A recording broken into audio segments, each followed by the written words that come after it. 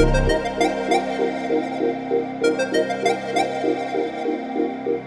social media, so I'm excited about this video. Last week I shared a message with you entitled The Cost of Greatness, and I based it on the Michael Jordan documentary, The Last Dance. And a lot of people were blessed by it. I told you that this week I was going to come back and do another one called The Cost of Leadership, where Michael Jordan said, look, there's a cost to being great. There's a cost to being a leader, and not everyone is willing to pay that cost. We're going to talk about leadership today. I'm going to give you 11 lessons in leadership based on The Last Dance. Get ready for it. I have broken up this video into 3 parts.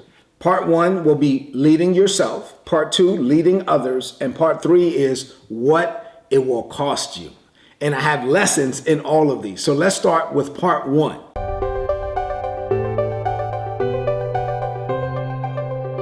Lesson number 1. Under leading yourself, you must be dedicated to a level of personal excellence, to a personal level of excellence. You must do everything that you do with a spirit of excellence. If you want to be a leader, right? Because leadership boils down to influence. If you're not influencing anyone, you're not leading anyone. But if you want to be a leader, if you want to have influence, if you want to be a person of influence, then you have to be dedicated to a certain level of personal excellence. What Michael Jordan did, what his dedication to personal excellence, his dedication to leading himself before he could lead anyone else, his dedication to personal excellence, I don't think anyone before him or after him has ever been on that level. People say that in basketball anyway, the closest thing to it was Kobe Bryant. And I'm telling you that Michael Jordan was dedicated to a level of personal excellence. When you do what you do with a spirit of excellence, then you're in a position to be a leader, because people want to follow someone who is worthy of emulation, right? They need to see something in you that is worth imitating. They need to see something in you that is worth copying. They need to see something in you that drives them to want to do better. You have to do what you do with a personal level of excellence. As far as I can tell, Michael Jordan was the first basketball player to get his own personal trainer, Tim Grover, not one from the team. I mean, he hired someone himself to drive himself. He wanted to lead, but he needed to first lead himself. If you want to be a leader, you have to lead yourself, and you must be dedicated to a level of personal excellence. You must do everything that you do with a spirit of excellence. And if you do what you do with a spirit of excellence, with an excellent spirit, then people are going to want to be around you. Even people that you don't necessarily have direct influence over by position, because leadership is greater than a title and leadership is greater than a position, right? Leadership is more about disposition than it is about position. And so Michael Jordan was not the coach. He was not the general manager, but leadership is more about disposition than it is about position. When you have the right disposition and when you do all that you do with a level of excellence, then people are going to want to follow you. People are going to they will allow you to have influence over their lives. They will give you license to speak into their lives. Not everyone will give you license, but they are only going to do it if they see something in you that is worthy of emulation. You must be dedicated to a personal level of excellence.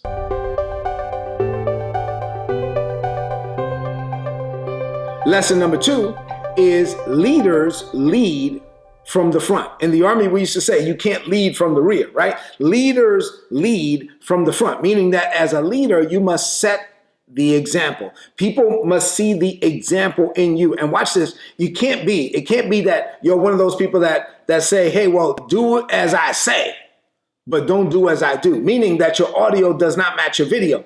As a leader, your audio has to match your video. What you say and what you do have to be in agreement, have to be in alignment. People are watching you, right? People are looking. People will pay attention, especially when you're a leader. People paid attention to Michael Jordan. They were watching what he was doing. He was leading from the front. He never asked them to do anything. He said, I never asked anyone to do anything that I was not willing to do myself. Matter of fact, he went the extra mile. If the coach said run 10 laps, he ran 12. If you were supposed to do 10 reps, he did 14 or whatever, right? He always went the extra mile. Why? Because he was leading from the front. As a leader, you have to lead from the front. You have to set the example. You have to be visible. You have to be audible, right? Right. So people need to hear what you're saying and they will see what you're doing, and what you're saying, your audio and your video have to line up. You have to lead from the front if you really want to be a leader.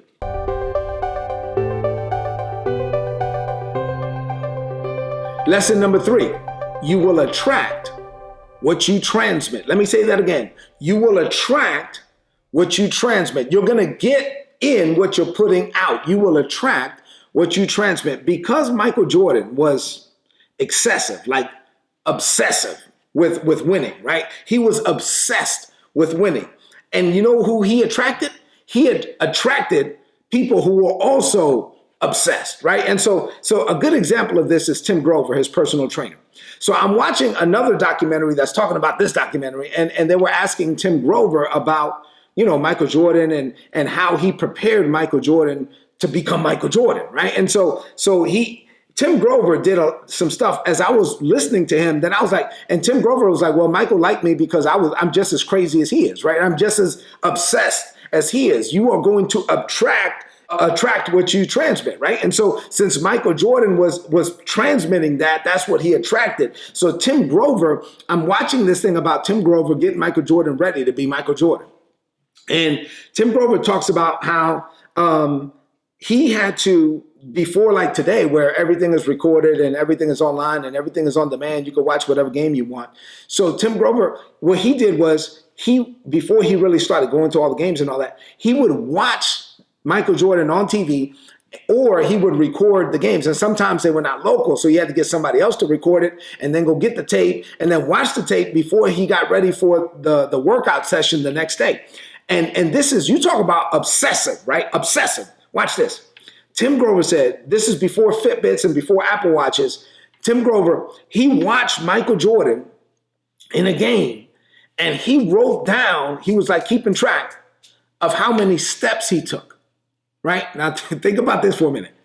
Think about how obsessed you have to be with your client to watch a video, a VHS tape, right? Not on demand, not click, click, click. I'm talking about that kind of stuff. Watch a VHS tape and count how many steps your client is taking in a game, in a 3-hour game, watching this thing, watching it, right? Watching it. That's crazy. I mean, and so he wrote it down and then watch this. And then he would count by like, oh, wow, I'm realizing that Michael is going to the right. He's going to the right 64% of the time, or whatever the math is, right? So he's going to the right. Once he stops, when he has to go left or right, he's going to the right 64% of the time versus, 36% of the time to the left. So what does that mean for me? I need to make sure that his body is ready to adjust to that type of demand when he has to go to the right. I mean, that is obsessive. I mean, that is crazy obsessive. But that's the level of dedication that you got to have to yourself. The level of dedication, the level of leadership that you got to have when you're leading yourself. And if you are that way, then you're going to attract people that are that way as well. That's why you don't see eagles hanging out with chickens, right? Birds of a feather do flock together. Eagles are not going to hang out with chickens because they are used to a different perspective. They are looking at life from a different point of view. You are going to attract people to be around you that are going to look at life from your point of view, and you will rub off on them and they will rub off on you. Solomon said that both wisdom and foolishness can be transferred by association. If you hang around the wrong people, you are going to become the wrong person. And if you want to be a leader, you got to surround yourself with people, what the Bible calls it, of like precious faith. You need to surround yourself with people that you want to be like. That's what I did. I always surrounded myself with people that I wanted to emulate. I always surrounded myself with people that I wanted to be like. And then what happened was, as they rubbed off on me, then others came and I was attracting people that I could rub off on them. And so this is this dedication to personal excellence. Let me just say something about this that really blessed me about leading yourself, in the documentary. So at one point, They mentioned how it was crazy. Like, people would follow Michael Jordan. People would go to games to see Michael Jordan, and they would take their whole families, and they would come in suits, and it was like a suit and tie. But someone likened it to like almost going to the ballet or something. I mean, like, this was a show. Watching Michael Jordan was a show. And so Michael talked about how he understood that people came to see him. And so he had to perform every night. You talk about you got to be dedicated to excellence. He performed every night. So unlike, I'm not going to mention any names, but unlike some of the basketball players of today who take nights off and who go through this load management and all that kind of stuff, he saw this as his job, and he performed every night, and he knew. And so one of the things that really blessed me was Michael Jordan said, that he knew that there were families that were going to, they're spending their hard-earned money to come see him. And if a family, if a husband and wife and kids are going to spend their money to come see me, and they're going to come, and they spent their money, and they drove to the arena, and they get there, and they paid money for the tickets, and then they're going to spend money while they're there to buy food, and they're going to sit there for 3 hours, then I'm going to give them the best that I got. You must listen. If you want to be a leader, you got to be dedicated to personal excellence on that level. So let me just say this about that. When I heard that, immediately I thought about myself. Like, this is how I am about preaching. I teach homiletics at our Bible college. Our church has a Bible college, and I teach how to preach. I teach how to develop sermons and then how to deliver the sermons. And I am maniacal when it comes to this. When it comes to this dedication, you can never, I never take this thing lightly. I understand, especially when it's Sunday morning and I'm up and I'm going to preach on a Sunday morning. Watch this. This is how I think. This is how I think, like Michael Jordan thought. This is how I think. If somebody's going to get up, I picture a single parent. Because my mother was a single mother. So I picture a single mother. This is what I do when I getting ready to preach. I picture a single mother, let's say, who has 3 kids, who gets up on a Sunday morning. And this lady, she has to make breakfast. She has to comb hair.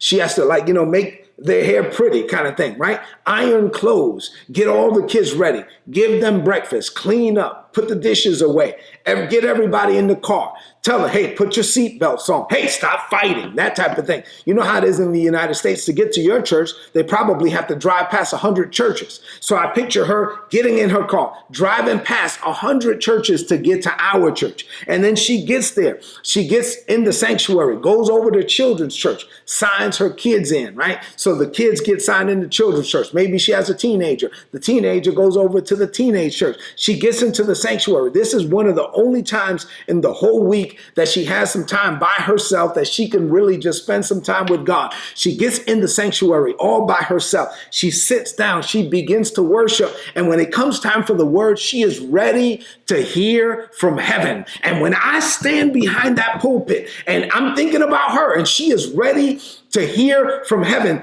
what the last thing that's going to happen is I'm going to stand unprepared. That's never going to happen. I am never going to stand behind that podium unprepared. I am going to honor God, honor myself, and honor that lady, that woman enough to where when I stand, I'm going to be ready. Now, I have prayed, I have prepared, and I give myself over to the Holy Spirit to preach. Now, you use me, but listen, I am never going to stand unprepared. Even with today's word. Even though people that watch today's word, a lot of them are at home right now. We're COVID-19, we're locked up. A lot of people are at home. I got it. And so maybe they're watching today's word in their underwear. Maybe they're watching in their shorts. It doesn't matter. If they're going to give me the time on a Monday through a Friday at 7 a.m., if they're going to tune in to YouTube Live, or if they're going to tune in to Facebook Live, and they're going to watch me, and they're going to come and they're going to say, okay, I want to watch Rick Pina this morning. And they click on that button and they're giving me their time and they're giving me the attention. Listen, the last thing I'm going to do is be unprepared. I'm going to give them my best. Michael Jordan said, if somebody takes their family to the arena, I'm going to give them my best. The first part of learning how to lead is learning how to lead yourself. You got to give your best day in and day out. There has to be a level of consistency. I'm telling you, the best ability is availability. You just have to be available, especially to God, but also to your organization, to whoever is paying you to do what you do. You need to come ready. How often? Every day, 100% of the time. I tell my kids all the time, I want 100% from you 100% of the time. One thing you can't say about me is, look, I might not be the smartest, I may not be the best at a lot of things, but one thing I am is I'm consistent. You are going to get my best, and you're going to get my best every day. The first part of leadership is leading yourself. I'm going to give you one more story about this before I give you some takeaways and we move to the second part. So as I was thinking about this part, as far as leading yourself, setting the example, leading from the front, being dedicated to personal excellence, all of that stuff, attracting, what you're transmitting. As I was thinking about that, I thought about when I got to Korea. So I was in the Army. I was at Fort Hood. I got to Fort Hood as a Warrant Officer 1. When I was leaving, I was there for 5 years. And in 5 years, I had 5 jobs on Fort Hood, Texas. But by the time I was leaving, I was, I was, by the grace of God, I was well known, right? And so by the time I was leaving, I ran this VTC platoon for 3rd Signal Brigade, and I was also the 3rd Signal Brigade Net Tech with another person there. And so I'm doing 2 jobs. I'm basically running a network for the 3rd Mobile Armored Corps. And after 5 years, I pretty much knew that job. I had it down pat, and I was considered the best at what I was doing on Fort Hood in that particular role. So I was selected to work for a 4-star general in Korea and to be the personal communicator for a 4-star general. So I went to Korea, I get to Korea, and now I'm responsible for the communications of a 4-star general, a combatant commander who has to be available 24 hours a day to the Secretary of Defense and to the President of the United States for all things related to Korea. This person was wearing 3 hats, and then I supported a 3-star general who wore 4 hats, and then I supported the Sergeant Major. So I had a 4-star, 3-star Sergeant Major, and I'm over there in Korea. Now, when I was at Fort Hood, I knew my job. I knew everything. I get to Korea, brand new job, and I didn't know this job. And one thing about the Army is that in the Army, we change jobs every 2 to 3 years. And so you were always learning. So I get to Korea, and all the Fort Hood stuff didn't matter anymore. Right? So all the Fort Hood stuff didn't matter anymore because I'm not at Fort Hood. I'm in Korea, brand new job, brand new opportunity, and I need to learn this. And I had 14 non-commissioned officers, 14 NCOs, and everybody I had was best of the best. Everybody I had was top draw, right? I mean, like a top shelf, best of the best. Everybody I had was handpicked. So now I have 14 handpicked NCOs. I'm leading them. I got to do this mission, and this is a no-fail mission. And I didn't know how to do it, right? So I had to learn that job. And it wasn't that it was super hard. It was just super critical. Like, it wasn't like a technical job. It was just no fail. Like, this is not, you can never fail in that mission, right? So every day, day in, day out, if the boss said, get me on the phone with such and such, and we're 50,000 feet in the air, and then the phone call needs to be classified, secure, it just has to work, right? So no fail mission. I'm there, and I was like, okay, well, I have to learn this job. I'm in Korea by myself. Isabella stayed in Killeen, Texas, and so Isabella was going to nursing school for 2 years. I was in Korea for 2 years. I get there, I'm by myself. I have an apartment, but since I'm by myself, I'm in my office all the time, and I'm learning this new job. And I remember that one of my NCOs, who had been accustomed to those kind of jobs for a long time, who had been accustomed to working. He worked for the chief of staff of the Army before. He had been in special operations groups. So he had been around like best of the best kind of groups for a long time. And he walked into my office one night. He came back to the office to do something. It was like 9:30 at night. I was new to the job, so I had to learn the job. And so whenever I got new to a job, I had to, this was like the cycle. Normally I had jobs for 2 years. At the beginning of the 2-year cycle, I worked tirelessly. Like, I worked my butt off because I had to learn the job, right? And then once I learned the job, then I made sure that the people that I was leading, that they knew the job, that they were doing it with a level of excellence. And by the end of the 2 years, pretty much I worked myself out of a job. So by the end of the 2 years, everything is running well. I'm ready to go do something else. But this guy walked into the office at the beginning of this cycle. So at the beginning of the cycle, I am working, 16-hour days because I want to learn the job. I'm in the office like 9:30 at night. He walks into the office and sees me there. He's like, "What are you doing, Chief?" He was like, "Have you been here the whole time?" I was like, "Yeah." He said, "Man," he made a statement. He said, "I've never worked for any officer who worked just as hard as me, or really even harder than me." He said, "I've never worked for any officer who worked, I don't think just as hard as me, but obviously you're working harder than me. Wow. And so he was impressed. And now what does that do? Because I was dedicated to personal excellence, that puts me in a position to lead. Because he was like, he really hadn't given me the license to lead him yet. Forget the rank. I had the rank. I had the position. I had the title. That doesn't matter. We're leading humans. So humans have to give you the license to lead them, right? Forget a title. Anybody can give you a title, and anybody can give you like authority on paper. But we're leading humans, and for a human to submit to your authority, to submit to your leadership, you can submit to the rank or you can submit to the title, but that's not real leadership. You're not really leading me until I submit to the person. And so that night, that person submitted to me as a person, as a leader. And if you want people to submit to you beyond your title, if you want people to submit to you beyond the rank, if you want people to submit to the person, they need to see something in you that is worthy of that submission. They need to see a dedication to personal excellence. Here's some takeaways from this first part, and we'll move on to the second. Never ask anyone to do something that you are not willing to do yourself. Lead from the front. Your audio obviously has to match your video. People are watching you. Make sure that you are living your life in a way that is worthy of emulation.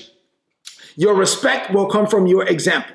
People respected Michael Jordan because they saw something in him that was worthy of that respect. Your respect will come from your example. If you want people to respect you, then you need to transmit something that is worthy of that respect, that is beyond your rank, that is beyond your title, that is beyond your position. Your dedication to excellence, watch this, should provoke others to want to do better. They should see something in you that makes them want to do better. Listen, you should have somebody, let me just say this conversely. As you are growing as a person, you should always have somebody in your life that makes you feel inadequate, right? So I'll use my spiritual father, Apostle Tony Brazelton, as an example, or my spiritual mother, Apostle Cynthia Brazelton. You should have someone around you who makes you feel inadequate, not in a bad way, but in a good way, who makes you want to do better. When those guys got around Michael Jordan, it made them want to do better. When I get around Pastor Tony or Pastor Cynthia, the level of anointing that is on their life, man, I feel inadequate. It makes me want to study more. It makes me want to pray more. It drives me to want to do better. This is about leadership. When Michael Jordan was around, you put Michael Jordan on your team, everybody else on the team, oh snap, I got to step up my game. Why? Because MJ is on my team. You should want to drive the level of excellence on your life should drive others to want to do better. And then also, you should always have people around your life. If you're the smartest person in the room, you're in the wrong room. You need to be around people too that are going to drive you to want to do better. And then last thing, if you want people to follow you, you got to be dedicated to that spirit of excellence that I talked about. So you must do everything that you can do to make others want to be led by you, right? The goal is for people to want to be led by you. That you don't want them to do it just because they have to. You want them to do it because they want to. And when Michael Jordan was around, people wanted to do better. Why? Because they saw something in him that was worthy of it.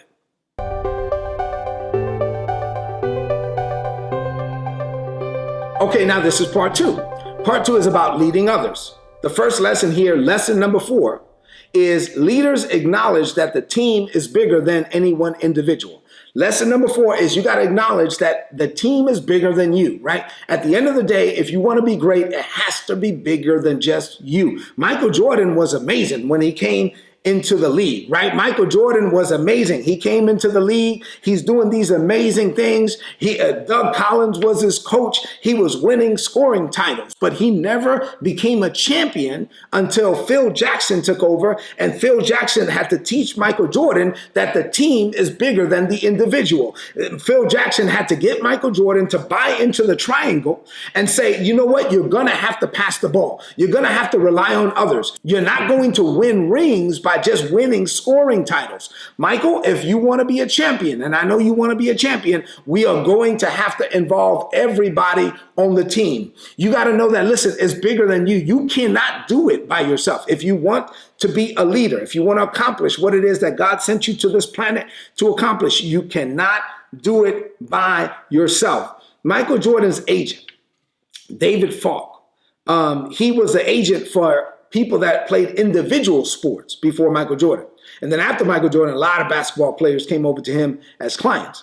But he was the agent for like golfers, and he was the agent for tennis players. So individual sports, right? So in an individual sport, if somebody is maniacally dedicated to excellence, let's say for a boxer as an example, right? So, HBO does these things like, behind the scenes, I don't know what they call it, but you watch as something is leading up to a boxing event, a match, a fight, you get to watch like these people prepare. And if someone is dedicated to that on a maniacal level as an individual, that's fine. Like nobody cares about that.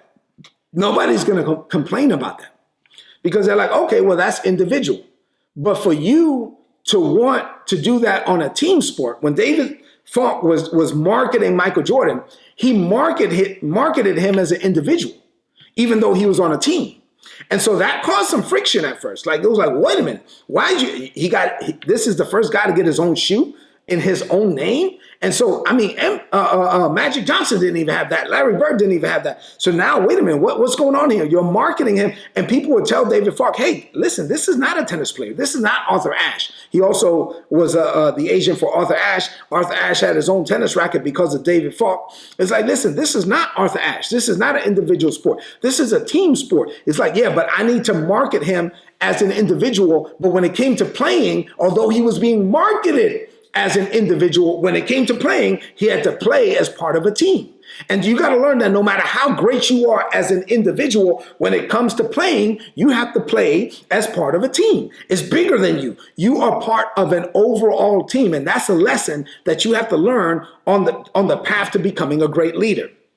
He became Michael Jordan. Michael Jordan became the Michael Jordan we know when he realized that he was part of a team, when he realized that he needed to buy into the triangle, to participate with others. It was then that he became Michael Jordan. It was then that he became a champion. And we know him because he bought into the team concept. If you want to lead, you also have to know that it's bigger than just you.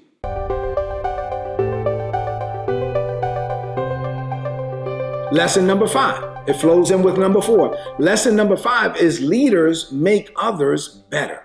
As a leader, you must be dedicated to making others better.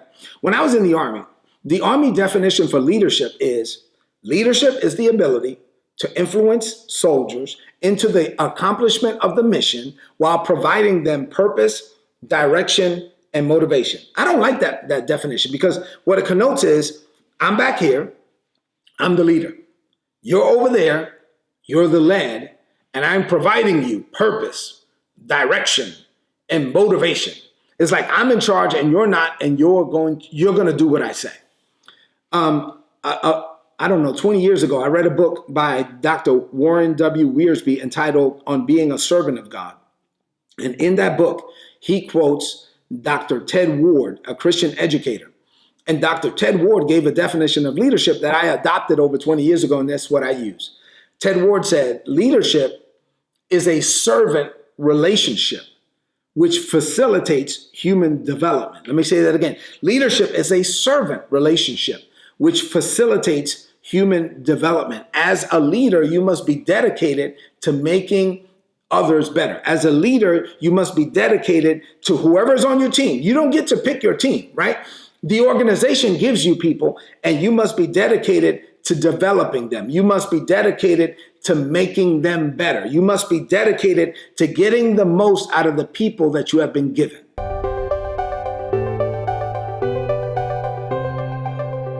Lesson number 6.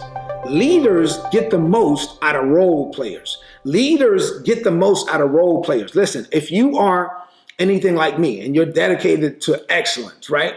Then you know that everybody's not going to be on your level, right? Michael Jordan knew that everybody was not going to be Michael Jordan. Nobody could be Michael Jordan. But so when you are that dedicated to doing things on a level that is honestly, greater than others, that on a level that is higher, that you're willing to pay a cost that others are not willing to pay, then you're also going to have to realize that there are going to be some people on the team that are just not willing to pay that cost. There are going to be some people on the team that are not willing to operate on that level, or maybe they just don't have the capacity to do it. They don't have the physical ability or the mental acumen to do it. And at the end of the day, like, you got to let them be them. You got to be okay with having role players on the team. So Michael Jordan was able to get the most out of John Paxson. He was able to get the most out of Bill Winnington or Purdue or Steve Kerr. He was willing to get the most out of Scotty Burrell. Why? Because he understood that they were not going to be him, but they could only be them. And so he allowed them to be them. He pushed them to get better, but he also wanted them to know that when everything is on the line, right? This happened with John Paxson. When everything is on the line, this happened with Steve Kerr. When everything is on the line, with Purdue too, if I pass you the ball with a second left on the clock in the fourth quarter, we're down by 1. If I pass you the ball and we're all relying on you, listen, you just got to do your role. All we need you to do is do your part. Maybe you don't score 38 points. Maybe you don't score 55 points. But if we need you to score 6, then we need those 6 points. As a leader, you got to understand that you're going to have some role players on your team, and you got to be okay with getting the most out of role players. Let me give you another story about that. So going back to Korea, in this video, I'm using a lot of Korea stories. So I'm in Korea. And once again, I have best of the best people on my team, right? So on my team, I don't have real role players. Everybody on my team is an A++ player. I mean, best of the best. If not, they wouldn't be on my team. We only have one 4-star general in Korea on the whole peninsula. So at the end of the day, he was in charge of the Korean forces too, who was my boss. So at the end of the day, if I met a non-commissioned officer in the PX, in the store, and I meet him and I'm like, man, that guy squared away, I could offer them a job. And if they said yes, if they wanted it, I could just take them. I don't care where they were. No matter what position they had on the peninsula, I could snatch them up. I had that type of autonomy and authority. I could get whoever I wanted to get because there was only one 4-star general on the peninsula. So I had best of the best players, right? Got it. So one day, one of my guys was a sergeant first class, and he wanted to make EA, first sergeant, right? So master sergeant. And so he came to me and he said, hey, Chief, I have an opportunity to get a first sergeant position. And this is actually the same guy before that had always been on these kind of teams, right? So he had been on these kind of teams, let's say, for 10 years straight. So he had been like only working with best of the best for 10 years straight. And he comes to me and says, hey, I have an opportunity to go be a first sergeant. And the company he was being offered was not best of the best, right? I'm not going to say what unit that was because the guy that commanded that unit is my friend, and he's probably going to watch this video. So I'm not going to say who it is. But anyway, he gets an opportunity to run HHC, headquarters and headquarters company, for this particular signal battalion in Korea that was just a regular Army unit. And I knew that in HAC, in this regular Army unit, he was going to have to deal with regular soldiers, not best of the best, right? He was going to have to deal with people that are role players or maybe even sub-role players. So he gets an opportunity to be a first sergeant. I release him. He goes to be a first sergeant. And so he's a first sergeant. And I see him about a month later. And he says, hey, Chief, can I come by? Can I talk to you for a minute? I was like, sure. So he comes to my office, closes the door, kind of puts his head down a little bit. He's a little frustrated. I was like, what's going on? He said, man, I'm just not used to this. And I said, what do you mean? He said, I got like regular guys. Like, I'm just not used to this. I said, he's like, we're going to run. And don't be listen, I don't mean this in any disrespect. I'm telling you what he said. He said, we going to run, and I got some fat guys in the company. You know, I got guys that can't run. So we going to run, we take off, and not even a mile into it, I got fat dudes falling out. I got people falling out to the back of the formation. I got people huffing and puffing. I got subpar performers. I got people who don't look good in their uniform. I got guys who don't shine their boots, who don't press their uniform. I got soldiers I got to tell to go get a haircut. And I laughed my butt off. And he was looking at me like, what? Well, I mean, what's so funny? I was like, dude, I've had to deal with that my whole career. Like, I mean, like, not everybody is best of the best, right? I mean, so you're going to have to deal with like regular soldiers. Some soldiers are exceptional. Some soldiers are average, and some are going to be below average. You know what? You're going to have some workers. You don't get to pick who's on your team. The organization gives you people. The organization is going to give you people, and you know what? You have to lead them. You have to make the most of the hand that you've been given. You have to lead them. Some of the people that you are given are not going to be the best of the best. Some of the people that you are given are not going to be top draw, which leads me to lesson number 7.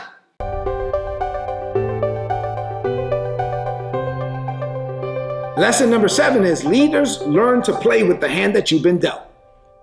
As a leader, you have to learn to play with the hand that you've been dealt. Look at the people who are on your team, right? And you have to make the most of them. Some are going to be stronger in other areas than others. And you have to learn to make the most of the people that you've been given. You've been dealt a hand. Don't complain about the hand, right? Michael Jordan was not the general manager. He didn't get to pick who was on the team. You can't, don't complain about the hand. Just make the most of the hand that you've been given. If you have responsibility, you have authority, you're a leader, and you have a team. It doesn't matter if it's 3 people, 5 people, 50 people, 60 people.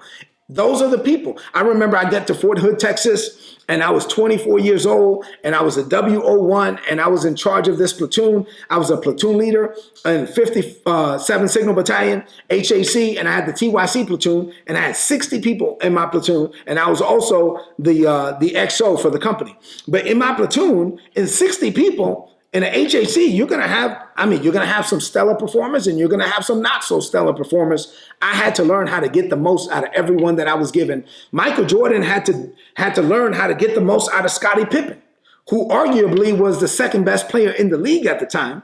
But he also had to learn how to get the most out of Scotty Burrell. And so Scotty Burrell was not Scottie Pippen. You know what I'm saying? So you got to learn how to get the most out of everybody, how to squeeze the juice out of everybody that you have to get the most out of the people that you've been given. Some people are going to be more exceptional than others, but you just have to learn how to deal with that and get the most out of the role players. Don't expect them to be you. Just expect them to be the best version of themselves.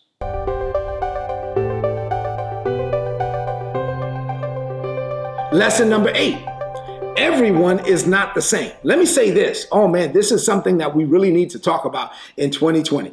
Everyone is not the same. We live in a culture and a climate where like, you know, you can't, especially like with millennials, like you can't, it's almost like leaders are afraid to say the truth. It's almost like leaders are afraid to tell somebody, dude, you suck. Like, you're not good at this. Like, you need to get better. You know what I'm saying? You need to get better. Tell somebody the truth. Confront issues front on. And then when you have people who are exceptional, then you have to treat them a different way. Like, you know, you have to reward that level of effort. If you treat everybody the same way in this climate, I know that today everybody gets a trophy, right? Everybody gets these participation trophies and nobody wants to tell kids that they lost. Like, you know, like, I don't know why, but when I was growing up, you had winners and losers.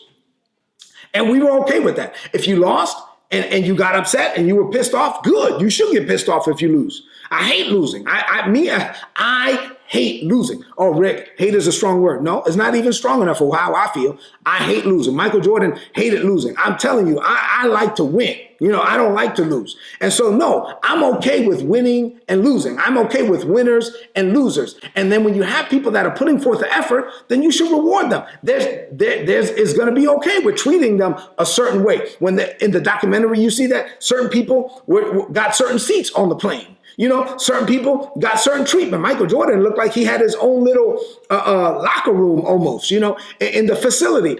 And everybody's not the same. And you have to be okay with the fact that everyone is not the same. Here's an example of that. Everybody's not the same. For some people, the juice is worth the squeeze. For some people, the extra effort is worth it because of what you get back in return.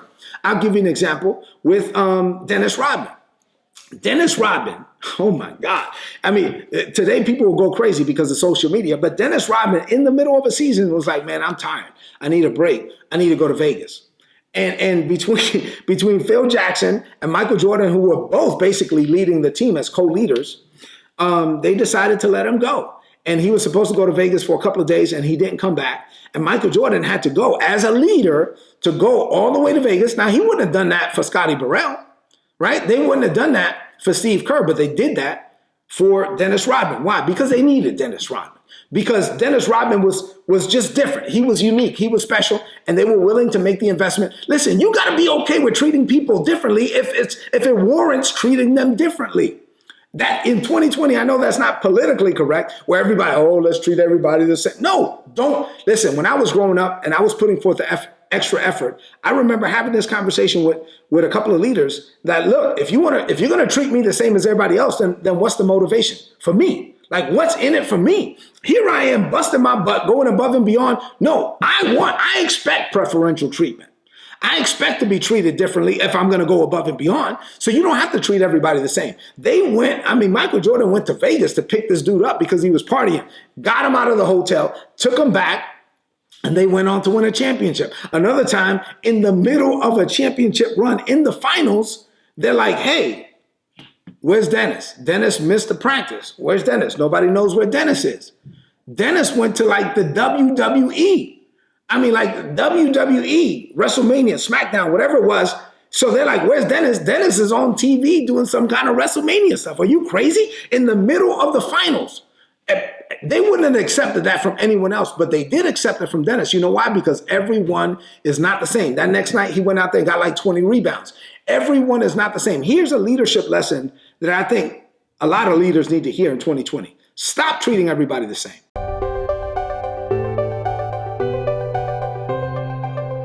Lesson number 9, leaders cast vision. As a leader, you have to cast a common vision, because when people buy into a common vision, then they are willing to go through hell if they have to accomplish it. Why? Because they're bought into the vision. I talked about leading yourself first. If the vision that you have for success is bigger than you, like if it involves other people, and if it came from God, it's going to involve other people. But if the vision that you have for success involves other people, then you have to cast the vision. The Bible says so that they can run once they read it. Like they read the vision, is written down, you casted it, it was clear, the vision was transmitted, the vision was painted upon the canvas of their mind's eye. They can see it, they buy into it, now they can run. They can run with it. Why? Because you were able to cast a vision that was bigger than you. It's a corporate vision. It's a common vision. And they bought into it as a collective. And if the team buys into the vision as a collective, now what's going to happen? Now they're all going to buy into it and they will run with it. They are going to run with a common vision. Michael Jordan painted this picture of winning.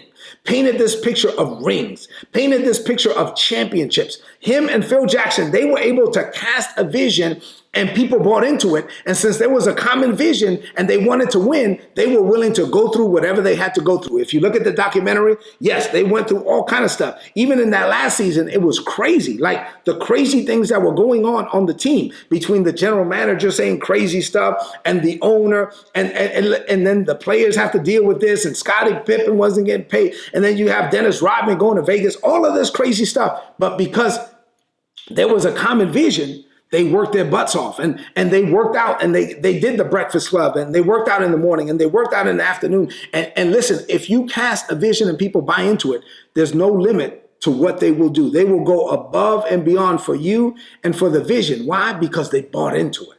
Here's some takeaways from this second part. You cannot win a team sport by yourself, no matter how good you are. You are going to need others. Leadership is about getting the most out of the people that you've been given in order to accomplish the mission.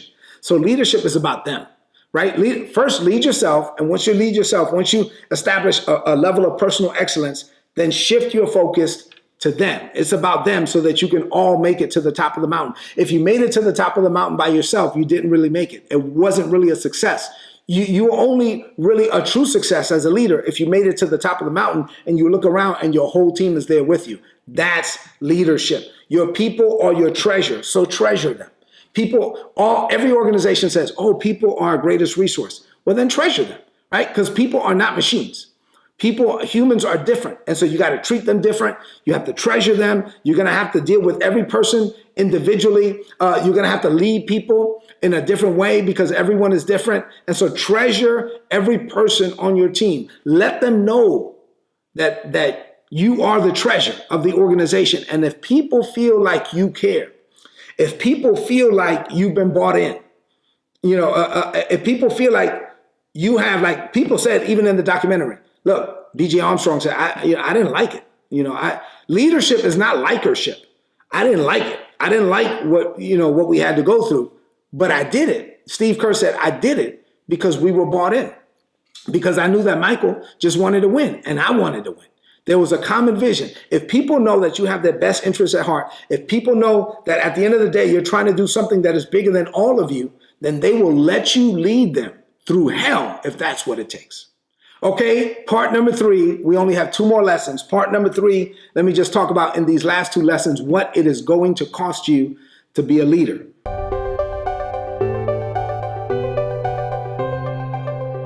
Lesson number 10, if you are doing something new, then you will be misunderstood. Listen, if you're doing something new, Michael Jordan did things in a new way. He did it a way that nobody else had done it. And so if you're going to do something new, you will be misunderstood and people will criticize what they do not understand. When I was in the Pentagon, I was doing new things so I felt in my heart, the grace of God was on me to lead. And I felt like I knew that, I did my last 5 years in the Pentagon. I was at a stage in my Army career where I knew that I wasn't going to be in the Army forever.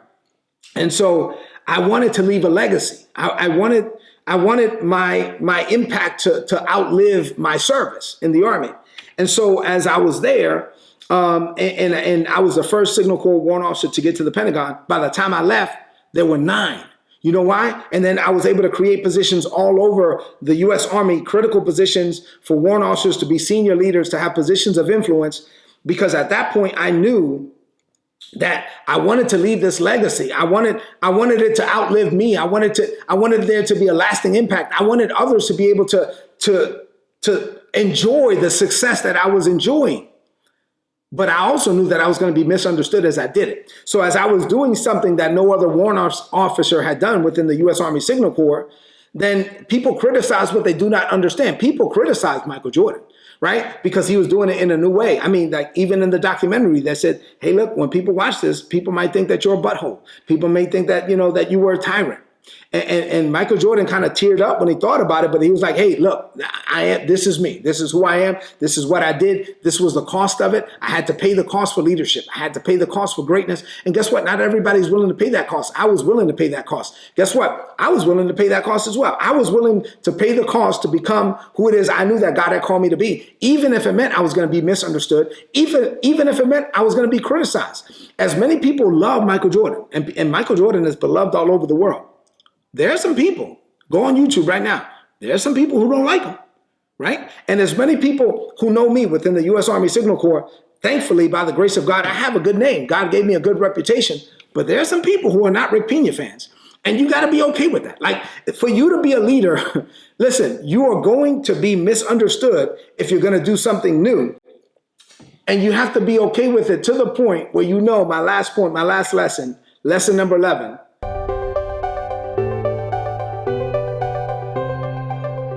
if you're going to do anything of significance in this world, people are going to talk about you. If you are going to do anything of significance in this world, your name is going to be in their mouth. And if you're not okay with that, like if that's going to bother you, like if what people say about you is going to bother you, you really need to question whether or not you really want to be a leader or you want to do something great. Because if you're going to do something great, if you're going to leave a lasting impact, if you're going to have a legacy, if you're going to do anything of significance in this world, people are going to talk about you. People are going to have your name in their mouth. Let me just say this about that. If nobody's talking about you, you're probably not doing anything of significance. If nobody is saying anything about you, then you're not doing anything. Honestly, if you are going to do something great, you have to be okay with a small portion not liking you. If you're going to do something great, you have to be okay with a small portion of the population not liking you, and you have to press through it. You just have to do what you're called to do, and you cannot be moved by others. My final takeaways are: people are not machines. Right? You are leading people. You're not dealing with machines. I'm an engineer. I like machines. Ones and zeros, on and off. People are not machines. People are messy. And if you're going to lead people, sometimes leadership gets messy. If you are going to lead humans, then from time to time, you are going to have to deal with a mess. And you got to be okay with getting messy because people are messy. And you're leading people. People are not machines, and you got to be okay with that. People will talk about you. Just keep doing things. Watch this. And let me say something about that. That's unlike Michael Jordan. Michael Jordan holds grudges. I don't. Don't keep good records of bad things. People are going to talk about you, but do not keep good records of bad things. Don't hold grudges. Their poison cannot stop your purpose. Leave it alone. If you have the opportunity to get them back, don't get them back. This is where me and one of my mentors, Les Cornwall, where we're different. Les will get a joker back. I never got anybody back. I was in position to get them back. If I wanted to destroy somebody, I could. I never did it. Their poison cannot stop your purpose. Just keep moving forward. Leave it alone. And then lastly, if you're willing to pay the cost for being a great leader, you will leave a legacy that outlives you. That is the legacy of Michael Jordan. Right now, people are watching this documentary, and there's going to be thousands of kids that are on their driveway shooting shots, 1,000 shots a day. 500 shots, Mom, before I go to bed. You know why? Because they were motivated all over again because of Michael Jordan. If you are dedicated to leadership, you will leave a legacy that outlives you. This has been 11 lessons in leadership from the Michael Jordan documentary. I trust that these lessons have been a blessing to you. Apply them, embrace them, and live them so that you can become the man or the woman that God has called, destined, designed, and desires for you to be. God bless you.